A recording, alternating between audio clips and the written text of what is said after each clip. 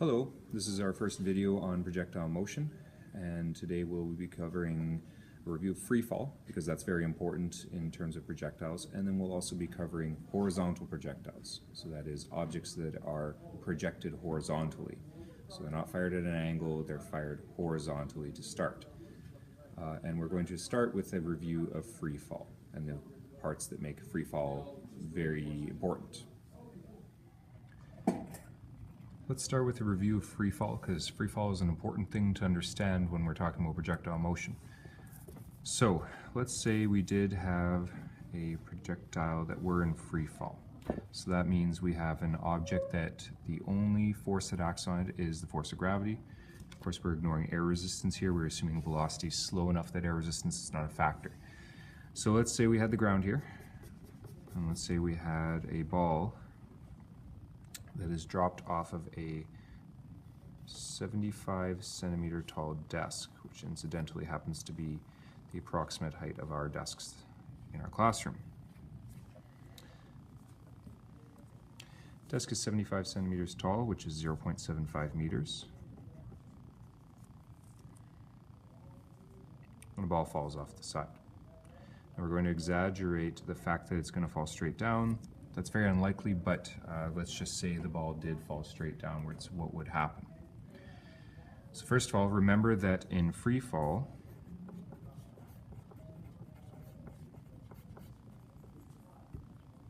acceleration is always equal to negative 9.8 meters per second squared,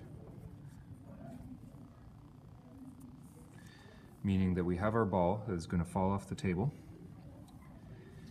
It's going to have an acceleration of negative 9.8 meters per second squared. And we have to ask ourselves, what are the other pieces of information that we know? This is really just a kinematics question, meaning we need to have 3 of those 5 variables that we keep talking about: A, D, VI, VF, and T. In this case we have D, the displacement the ball moves in this free fall. However, we always have to remember too that we have to think about the frame of reference we're measuring from.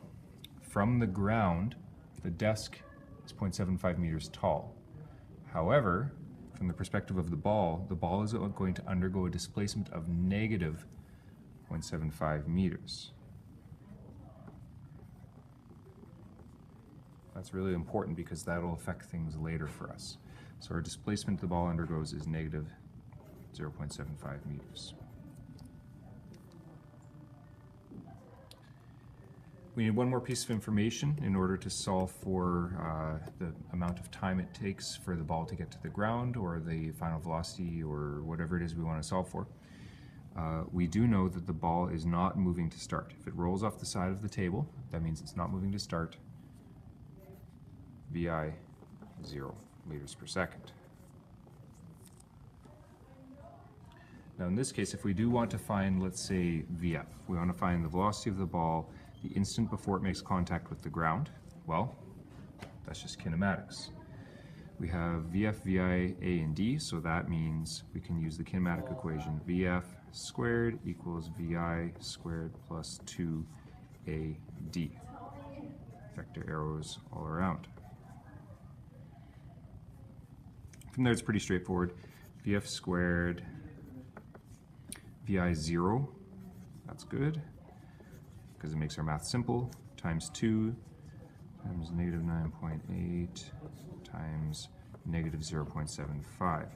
And now we have A, we have D, we have VI, we're looking for VF. So that means we have VF squared equals VI squared plus 2AD. And now we see the importance of that having that negative displacement, because if we don't, this term is all going to result in a negative number, and we're going to try to take the square root of a negative number. Not possible. So that means we have to have those 2 negatives. We end up with VF squared equals negative 2 times negative 9.8 times negative 0.75, which ends up being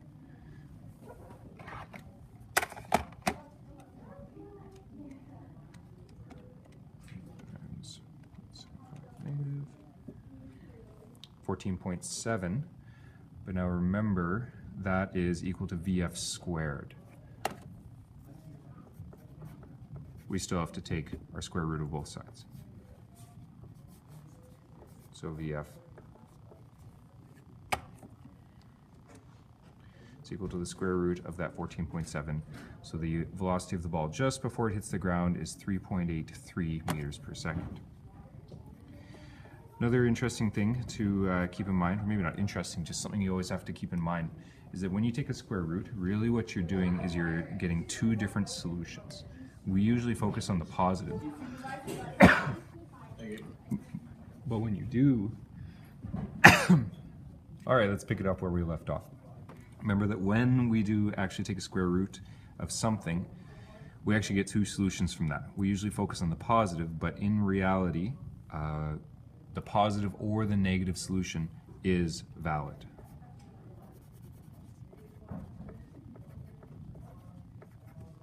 So we have to ask ourselves in this case, which one is it? Which one is the correct solution? Because the ball is falling towards the ground, it'll have a velocity point towards the ground. That means this is our true answer. This one is incorrect. Final velocity is negative 3.83 meters per second towards the floor. So that's free fall. Free fall is something that you did quite a bit last year, and this is just a quick refresher on that so that we can apply free fall properties to projectile motion. So I've had a wardrobe change and a little change of scenery, but that's because I wanted to add one more thing that I forgot to mention earlier, and that is we're going to look at a quick little video of an object that is dropped and falls downwards, and then an object that is projected sideways, but both of them have that same initial y velocity of 0. And I want you to watch the video and compare the relative positions of them as time goes on. And notice that the y position of both is the same at all times. It's only the x position that's changing.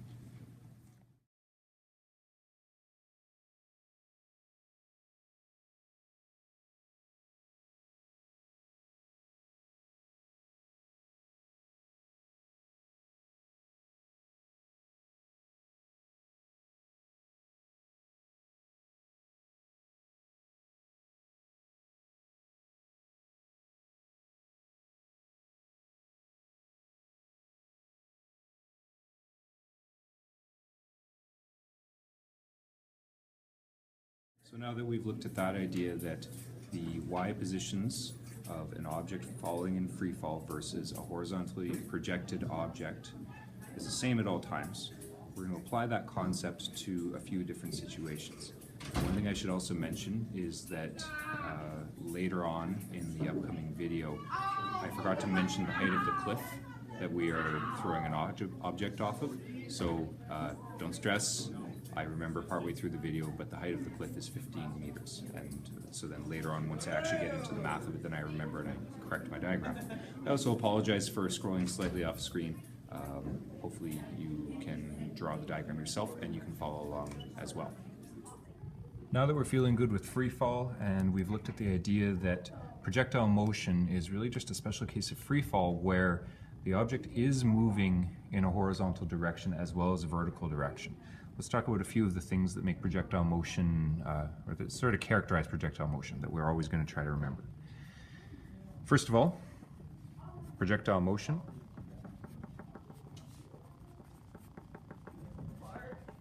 is a special case of free fall. Let's get this down.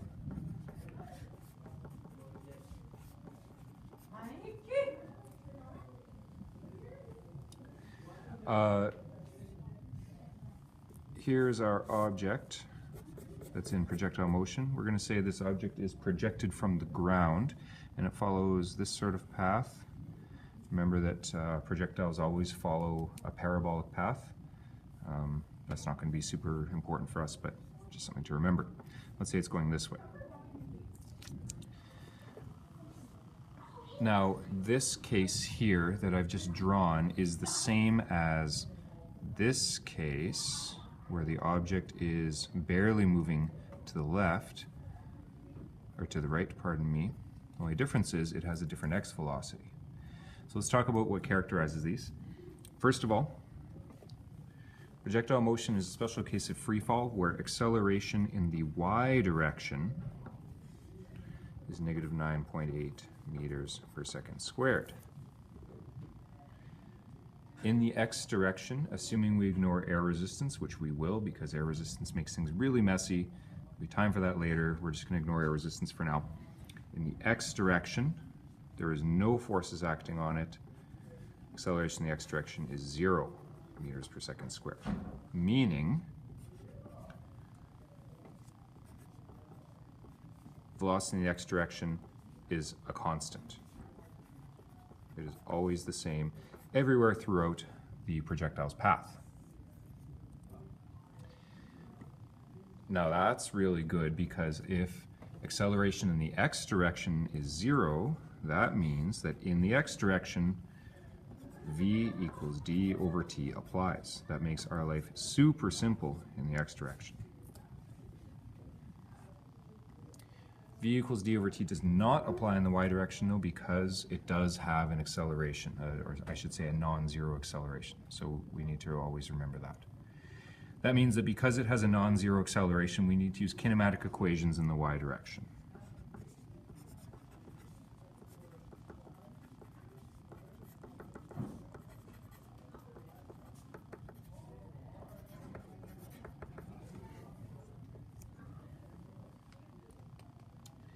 So let's look at an example of this. We're going to start simple.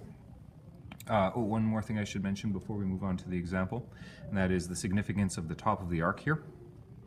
When the projectile reaches the top of its arc, regardless of the type of shape, this is also the same for free fall. If you were to throw a ball straight up and it came straight back down again, the significance of the top of the arc is that at that point, Vy is equal to 0.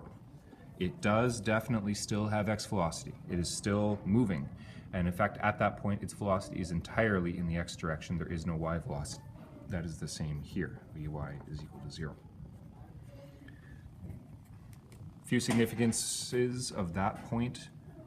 Like I said, Vy is 0. So in the y direction, it's not moving momentarily. In the x direction, it absolutely is. Another important thing about this is that is where minimum velocity is achieved. That's the slowest it can possibly be going at the top of its arc. Because all the velocity is in the x direction, none of it is in the y direction. Common misconception that people have is at that point, acceleration is 0. No. Acceleration is always 9.8 meters per second squared vertically downwards at all times. Just because it is momentarily stopped moving does not mean it has stopped accelerating. So keep that in mind.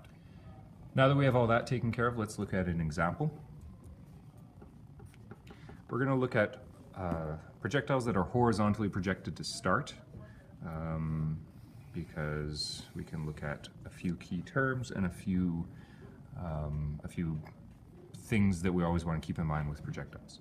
Let's say, first we're standing on the edge of a cliff, we're throwing a ball horizontally with an initial velocity 15 meters per second. The ball is going to follow a parabolic path, so it's going to kind of go like this, and it's going to impact the ground somewhere up ahead, say right there. So we have two questions we want to answer. First of all, what is the time of flight? Time of flight is exactly what it sounds like. It is the total amount of time that the ball is in the air. So from the moment the ball is released by this person till the moment it makes contact with the ground, what amount of time is that? The second question is range. What is the range of the ball? This is where you're going to be a little bit annoyed, because in math, a horizontal distance, the horizontal distance of something, is called the domain. No, in this it's called the range. It's called the range because it's how far does the ball fly horizontally. So we don't care about the fact that it did drop vertically, we only care about this horizontal distance from the edge of the cliff to the point it made contact with the ground. What is that horizontal distance? That's the range. Label that on our diagram right there. You could, if you really wanted to, also call that dx, the displacement in the x direction. Okay, so let's take a look at this, figure out how we're going to do this. First of all, whenever we are trying to find something about time, that's always in the y direction. So part A. When we want to find something to do with time, we always look in the y direction first.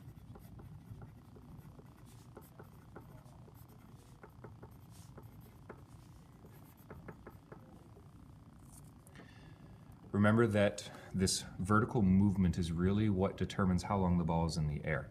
So the amount of y velocity it has at the beginning, the amount of moving up or moving down, is what really determines how long it's in the air. If you were out in deep space and there were no gravity and you were to throw this ball, it would just continue horizontally. It would never impact the ground ever. So what that means is this, the less gravity there is, like if you were to do this on different planets, on the moon, whatever, the less gravity there is, the more time it takes to hit the ground. Also, if you were to throw it downwards, maybe you were to throw it at an angle like that or vertically downwards, it's going to take a lot less time to reach the ground. If you were to throw it partially upwards, it's going to spend a lot more time in the air before it hits the ground. So this whole idea of the y velocity is really what affects how long it's in the air. So we're going to look in the y direction, and we're going to consider what do we know in the y direction only. Remember that we have to separate the y from the x. The y vertically, the x horizontally. We can't get those mixed up. So our first thing to realize is this initial velocity is the x velocity. Because the ball is being thrown horizontally, that is the x velocity. In the y direction, because it's being thrown horizontally, at that moment it leaves this person's hand, there is no y velocity.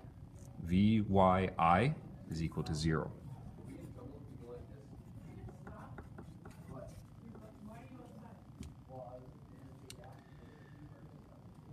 In order to use kinematics, we need at least two more pieces of information. We know that acceleration in the y direction is always negative 9.8 meters per second squared. And we're back. Acceleration in the y direction is negative 9.8 meters per second squared always. So just keep in mind, ax will be equal to 0 always. Ay will always be equal to negative 9.8 meters per second squared. We need one more piece of information if we want to find time, because that's our ultimate goal, is to find the amount of time the ball spends in the air. What we do know is that initially in the, I already talked about Viy.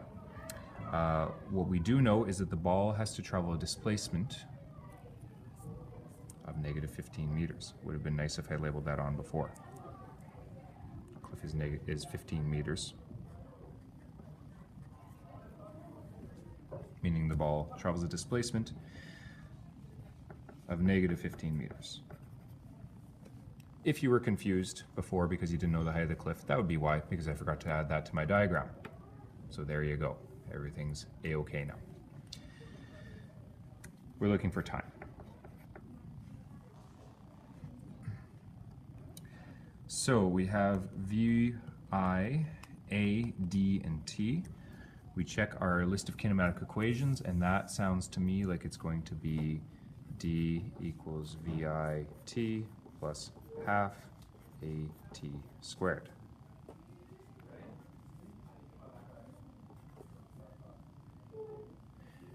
VI 0, so that's good. This term goes to 0. That means we're not solving for a quadratic. D is negative 15. This term goes to 0. I will show that work. Plus half times negative 9.8 t squared. This reduces to 0, disappears. When we multiply the half by the 9.8, we're going to end up with negative 4.9.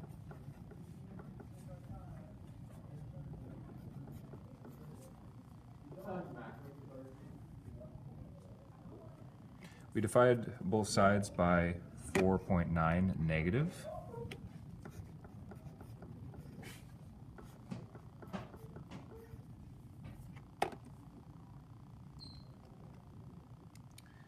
negative 4.9, 3.06. Now that's not our amount of time, that's t squared.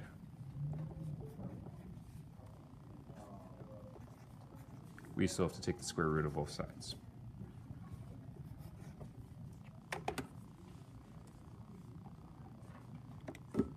We end up with an amount of time of 1.750 when we trim some of those decimals off.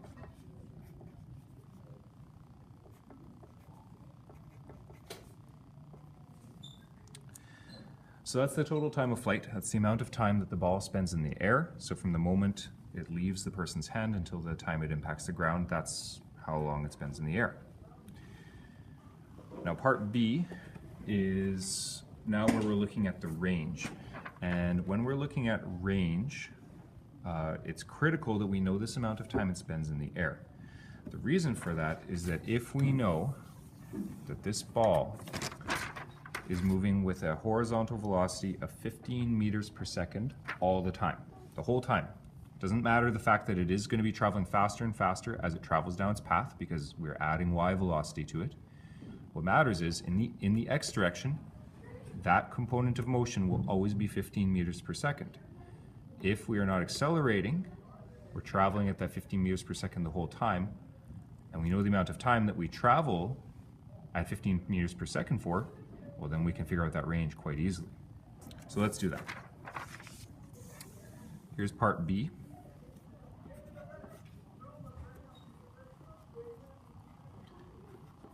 Since Vx equals constant,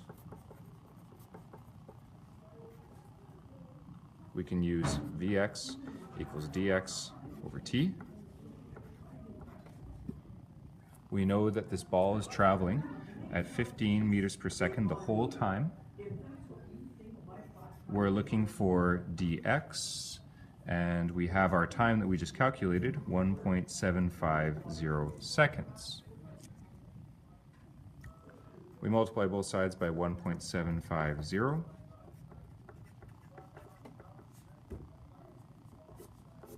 And we end up with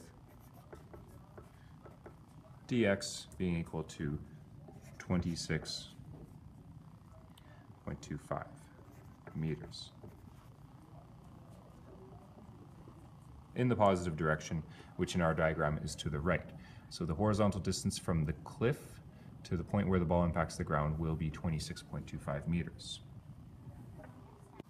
So that's our intro to projectiles. For now, we're just going to stick with horizontal projectiles. We may dip a little bit into projectiles at an angle on the next assignment, but primarily let's just focus on the horizontal projectiles because we just want to get our feet wet, we want to figure out time of flight, range, that sort of thing before we move on to a little more challenging examples. So give it a try on your own, and we will discuss it in class tomorrow.